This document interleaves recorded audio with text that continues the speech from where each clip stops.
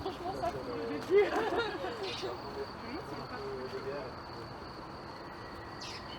Moi, c'est Mona, j'ai 21 ans et je suis étudiante en sciences politiques, en bachelor. Et j'ai intégré l'appel pendant ma première année, du coup, ça fait bientôt 3 ans. Moi, c'est Oksana, mise à niveau en SSP, psychologie, dans l'appel depuis 2018, mais j'ai fait des petites pauses. Mais voilà, du coup, ça fait, on va dire 3 ans à fond, un truc comme ça. Et moi, je m'appelle Laure et je suis à l'appel depuis 2019, au printemps. Je suis en géosciences et je finis un bachelor et en même temps, je suis en stage dans une ONG. Ouais, voilà. Mais bon, je me dis que comme il y avait un planning sans moi, c'est pas non plus... Nous, je crois qu'on peut dire qu'on est un peu la 3e génération de l'appel. Formellement, on cherche à promouvoir la permaculture sur le campus et au-delà. Dans la permaculture, en soi, il y a 3 éthiques. Prendre soin du vivant, prendre soin des humains et partager équitablement. C'est dans un sens assez large. C'est pas uniquement du jardin. La permaculture, ça peut être un mode de vie, genre un mode de faire société. On fonctionne par design, selon les principes de la permaculture, avec une histoire de zonage. En gros, il y a énormément d'outils qui existent pour designer un jardin. Un des outils, c'est ce qu'on appelle le zonage. Et en gros, on va attribuer au jardin des zones puis qui correspondent au nombre de fois où on va aller dans cette zone. Puis c'est un peu pour optimiser les déplacements. Donc par exemple, on ne va pas mettre le compost très loin de la maison parce qu'on va faire beaucoup d'allers-retours entre le compost et la maison. Et du coup, on va justement le faire très proche. Ça arrive en fait que quand on fait un design, on ne pense pas à toutes ces petites choses un peu pratiques. Et qu'on se retrouve avec un design pas du tout pratique, on met des arbres un peu au milieu, même là on voit que c'est pas du tout parfait, on a un arbre là, alors que, voilà. Mais après on a un peu un zonage général et puis on essaye de faire un peu en fonction. Donc là on est plutôt dans la zone qu'on appelle 0, donc c'est un peu l'endroit où on se rencontre, ce qui correspond à la maison quand c'est des... parce que là on est aussi dans une très petite parcelle, ça fait peut-être pas beaucoup de sens, mais quand il y a des parcelles de 34 hectares, là ça devient un peu plus important. Du coup on a la zone 1 qui correspond au maraîchage, un peu plus où du coup on va venir beaucoup plus arrosé, et puis du coup on sait que c'est là. Après on a la zone 2 où de temps en temps on doit faire du désherbage, puis ainsi de suite jusqu'à la zone 5 où là la zone 5 on touche normalement pas du tout, c'est très sauvage. Mais ta jette plus que t'es quoi? C'est quoi que j'ai le valériane qui a le droit à la plus. Par exemple, là en fait, on a surtout ça c'est des plantes qui sont du coup annuelles plutôt, et puis que du coup on va devoir passer souvent, désherber, s'en occuper, puis du coup on les met plutôt proches du cabanon et tout ça. Et alors que tout au bout, on a des vignes, des arbres, qu'on n'a pas besoin d'aller checker tout le temps et on les arrose même pas. Ce qui a besoin de plus d'investissement et de travail, on le met proche du cabanon et de la zone où on se rencontre, quoi.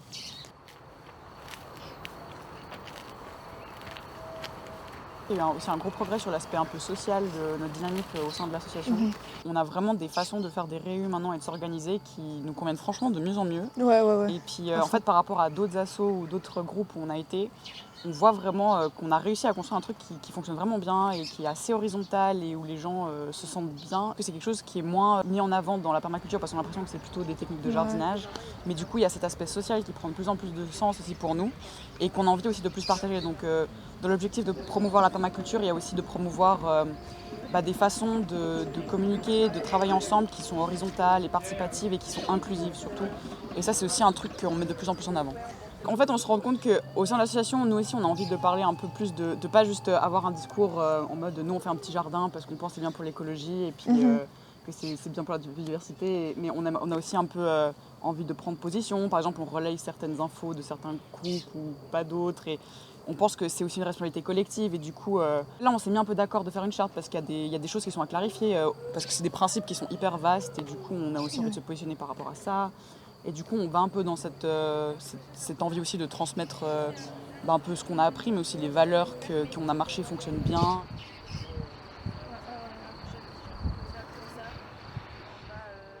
Pour avoir une pratique militante, il faudrait qu'on fasse beaucoup de com et qu'on communique beaucoup sur ce qu'on fait au jardin spécifiquement.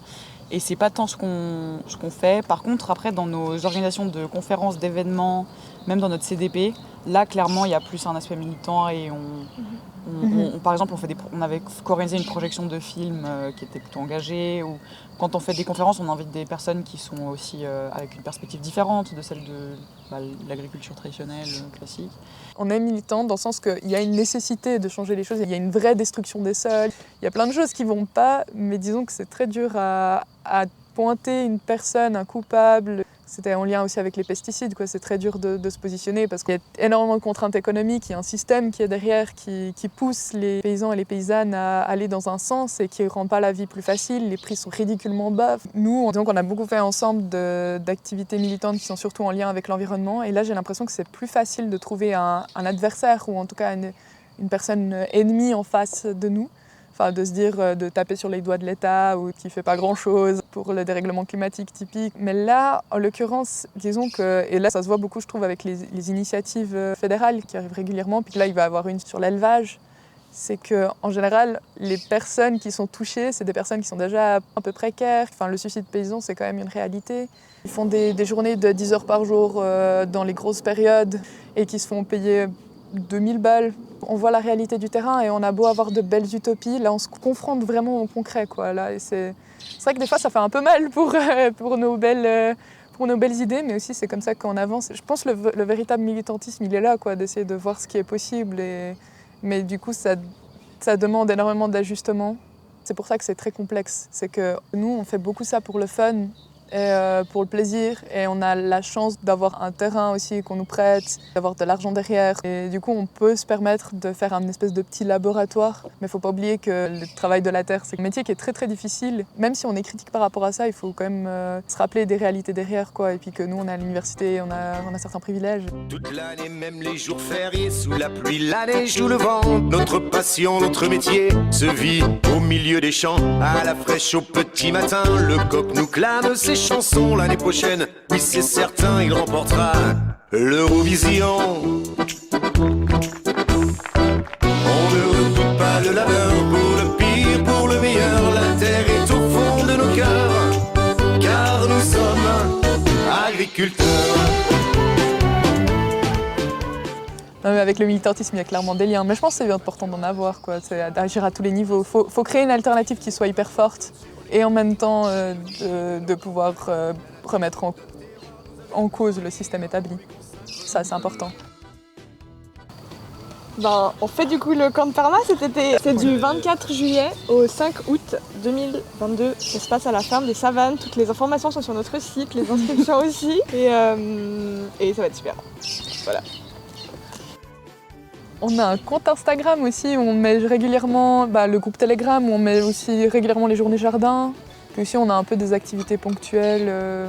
Mais c'est facile de nous contacter soit par mail, soit par message sur Instagram. Ouais.